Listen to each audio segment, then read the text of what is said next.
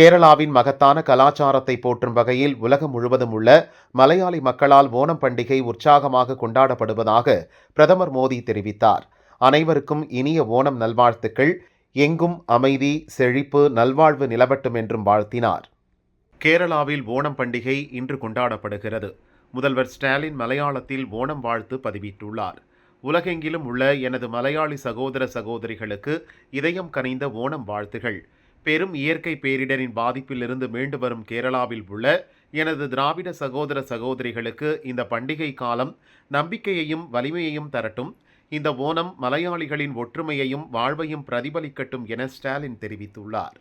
உத்தரகாண்ட் மாநிலத்தின் ஆதி கைலாஷ் பகுதிக்கு தமிழகத்திலிருந்து கடலூர், சிதம்பரத்தை சேர்ந்த 30 பேர் புனித பயணம் மேற்கொண்டனர். தவாகாட் தானாக்பூர் தேசிய நெடுஞ்சாலை நிலச்சரிவில் சிக்கிக் கொண்டனர்.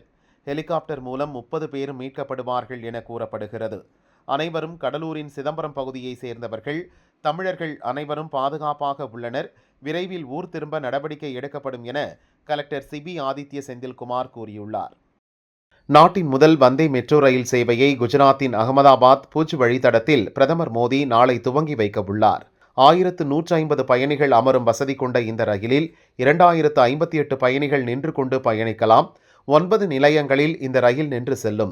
மணிக்கு 110 கிலோமீட்டர் வேகத்தில் பயணிக்கக்கூடிய இந்த ரயில் 360 கிலோமீட்டர் தொலைவை 5 மணி நேரம் 45 நிமிஷங்களில் சென்றடையும். ஹரியானா மாநிலம் குருக்ஷேத்ராவில் நடந்த தேர்தல் பிரச்சாரத்தில் பிரதமர் நரேந்திர மோடி பேசினார். கர்நாடகாவில் பல்வேறு இலவச திட்டங்களை காங்கிரஸ் அறிவித்தது. ஆனால் அவற்றை நிறைவேற்ற கஜானாவில் பணமின்றி அரசு தவிக்கிறது.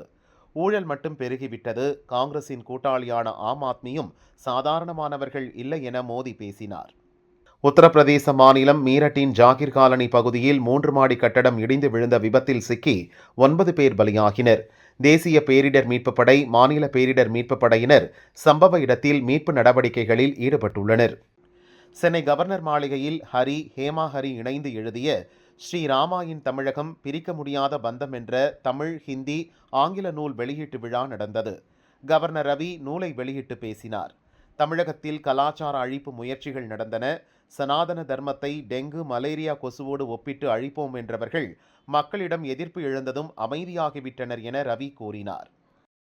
முன்னாள் முதல்வர் அண்ணாதுரையின் 116வது பிறந்த நாள் இன்று கொண்டாடப்படுகிறது. இதையொட்டி அண்ணாதுரையின் திருவுருவ படத்திற்கு முதல்வர் ஸ்டாலின் மலர் தூவி மரியாதை செலுத்தினார். 2006 சட்டசபை தேர்தலில் அரசியல் தெரிந்திருந்தால் தமிழகத்தில் தேமுதிக ஆட்சி அமைத்திருக்கும் என தேமுதிக துணை பொதுச் செயலாளர் சுதீஷ் தெரிவித்தார்.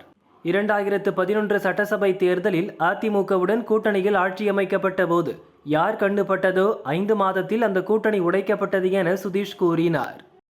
ஒகேனக்கல் காவிரி ஆற்றிற்கு நீர்வரத்து 14,000 கன அடியாக இருந்த நிலையில் 18,000 கன அடியாக அதிகரித்துள்ளது. இதன் காரணமாக மெயின் அருவி, ஐந்தருவி, சினிஃபால்ஸ் ஆகிய அருவிகளில் தண்ணீர் ஆர்ப்பரித்து கொட்டுகிறது. சுற்றுலா பயணிகள் பாதுகாப்பு கருதி அருவி மற்றும் ஆற்றில் குளிக்கவும் மாவட்ட நிர்வாகம் தடை விதித்துள்ளது.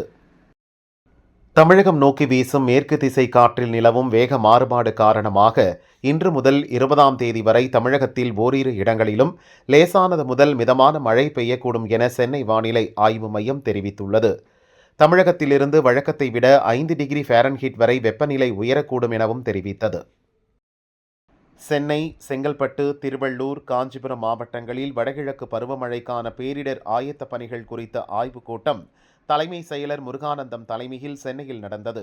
அனைத்து முதல்நிலை மீட்பாளர்கள் பட்டியல் சரிபார்க்கப்பட்டு அவர்களை பேரிடர் மீட்பு மற்றும் எச்சரிக்கை பணிகளுக்கு தயாரான நிலையில் வைத்திருக்க வேண்டும் என தலைமை செயலர் தெரிவித்தார்.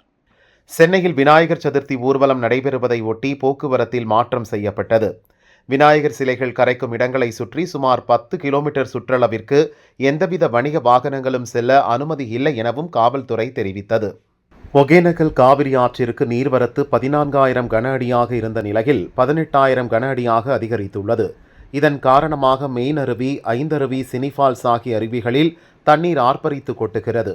சுற்றுலா பயணிகள் பாதுகாப்பு கருதி அருவி மற்றும் ஆற்றில் குளிக்கவும் மாவட்ட நிர்வாகம் தடை விதித்துள்ளது. கோவை சித்தாபுதூரில் உள்ள ஐயப்பன் கோவிலில் பாரம்பரிய ஆடையணிந்த மலையாள மக்கள் அத்திப்பூ கோலமிட்டு ஓணம் பண்டிகை கொண்டாடி வருகின்றனர். குடும்பத்துடன் ஐயப்பனை தரிசனம் செய்து வருகின்றனர். சமையல் எண்ணெய் மீதான இறக்குமதி வரியை மத்திய அரசு 20% அதிகரித்துள்ளது. சமையல் எண்ணெய் இறக்குமதியை கட்டுப்படுத்தவும் விவசாயிகளின் வருவாயை அதிகரிக்கவும் மத்திய அரசு நடவடிக்கை எடுத்துள்ளதாக மத்திய வேளாண் அமைச்சர் சிவராஜ் சிங் சௌஹான் கூறினார். பாலக்காடு மாவட்டம் கஞ்சிக்கோட்டில் ஓணம் பண்டிகையை ஒட்டி பாலக்காடு கொல்லப்புறா இளைஞர்கள் குழு சாப்பாடு போட்டி ஒன்றை ஏற்பாடு செய்திருந்தது. அதிகமான இட்லி சாப்பிடுவோருக்கு பரிசு வழங்கப்படும் என போட்டியை நடத்தும் குழுவினர் அறிவிப்பு வெளியிட்டிருந்தனர். பாலக்காடு லாரி டிரைவர் சுரேஷ் அவசரமாக இட்லியை சாப்பிட்டுள்ளார். அப்போது அவரது தொண்டையில் இட்லி சிக்கியது. போராடியும் இட்லியை விழுங்க முடியவில்லை. மூச்சு திணறல் ஏற்பட்டு அதே இடத்தில் இறந்தார். அல்-கொய்தா அமைப்பின் பயங்கரவாத தலைவரான மறைந்த ஒசாமா பின்லேடனின் மகன் ஹம்சா பின்லேடன் உயிருடன் இருப்பதாகவும் அவர் தலைமையில் மேற்கத்திய நாடுகள் மீது பயங்கரவாத தாக்குதல்களை நடத்த சதித்திட்டம் தீட்டப்பட்டுள்ளதாகவும் தகவல் வெளியாகியுள்ளது. ஆப்கானிஸ்தானில் பாஞ்சிர் மாகாணத்தின் தாரா அப்துல்லா கேல் மாவட்டத்தில் ஹம்சா பின்லேடன் பதுங்கியிருப்பதாக தகவல் வெளியாகியுள்ளது. தலிபான் அரசு பாதுகாத்து உதவி புரிந்து வருவதாக தெரிவிக்கப்பட்டுள்ளது. அமெரிக்க அதிபர் தேர்தல் நவம்பர் மாதம் நடைபெறவுள்ளது. இந்நிலையில் விண்வெளியில் சிக்கியிருக்கும் விண்வெளி வீராங்கனை சுனிதா வில்லியம்ஸும் மற்றொரு விஞ்ஞானியான பட்ச் வில்மோரும் அங்கிருந்தே ஓட்டளிக்க உள்ளனர். தேர்தலில் வாக்களிப்பது ஒவ்வொரு குடிமகனின் முக்கிய கடமையாகும். எனவே நான் விண்வெளியில் இருந்தபடியே அதிபர் தேர்தலில் ஓட்டளிக்கவிருக்கிறேன் என சுனிதா வில்லியம்ஸ் கூறினார். மேற்கு வங்கத்தை தனி நாடாக அறிவித்து மோடியின் ஆட்சியிலிருந்து விடுதலை செய்ய வேண்டும் என முதல்வர் மம்தா பானர்ஜிக்கு வங்கதேச ஏபிடி பயங்கரவாத அமைப்பின் தலைவர் ஜஷிமுதீன் ரஹ்மானி கோரிக்கை விடுத்துள்ளது சர்ச்சையை ஏற்படுத்தியுள்ளது. ஜம்மு காஷ்மீருக்கு விடுதலை பெற்றுத் தருவோம், இதில் பாகிஸ்தான் மற்றும் ஆப்கானிஸ்தான் உதவிட வேண்டும் என ஜஷிமுதீன் ரஹ்மானி கூறியுள்ளார்.